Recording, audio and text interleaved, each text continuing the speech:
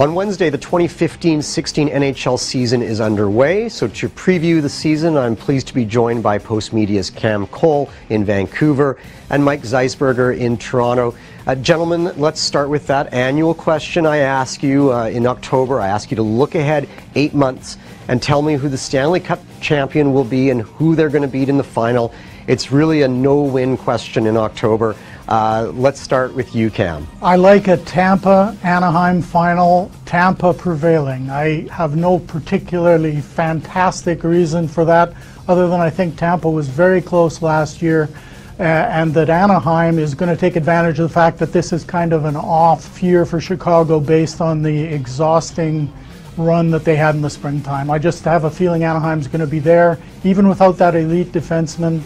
I like what they've done in the offseason. I think they're going to be there. I agree with you on Anaheim, Cam. I love the fact that they brought in Kevin Bieksa. He brings in sandpaper to add with Ryan Kessler, the acquisition from last year, and obviously Ryan Getzlaf. I think that will be enough to put them over the top and win the Stanley Cup.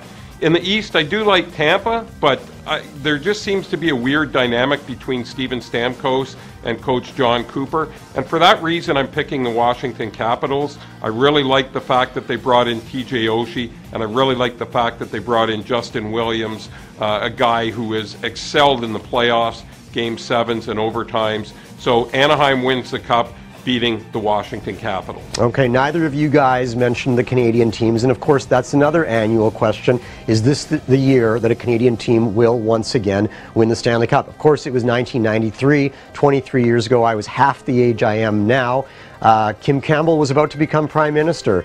So rather than asking you if a Canadian team is going to win the Stanley Cup, which you don't believe, tell me who's the best of the Canadian teams this year and which is the worst of the 7. Mike, let's go with you.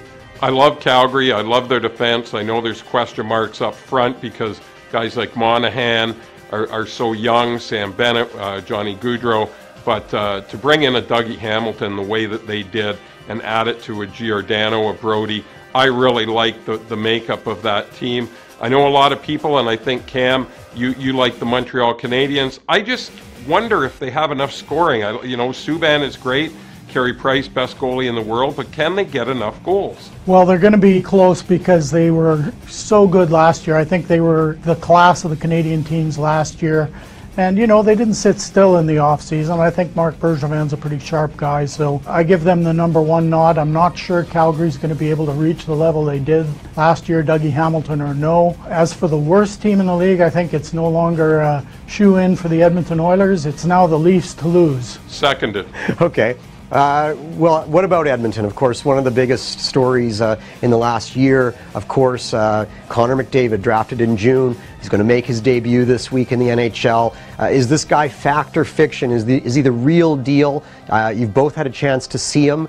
Should we be excited by Connor McDavid? Well, I think we should. I mean, I did have the opportunity to see Wayne Gretzky at this age, see him play against the pros and watch what he could do. And it's a silly comparison right now. However, I will say that McDavid's got speed and size that Gretzky could only dream about. And I think he's got a major set of tools in that toolbox of his. He's going to be a very hard guy to deny for very long.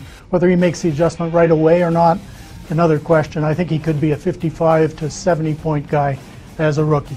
I think it's fact too, Cam, and I'll, rather than give my opinion, I'll tell you what John Tavares told me because he has a much more legitimate opinion. He said that he's never ever seen anybody accelerate the way that Connor McDavid can. And, in a game that's played on ice, skating is everything. And to hear an endorsement like that from John Tavares, well, it's better than any endorsement I could give.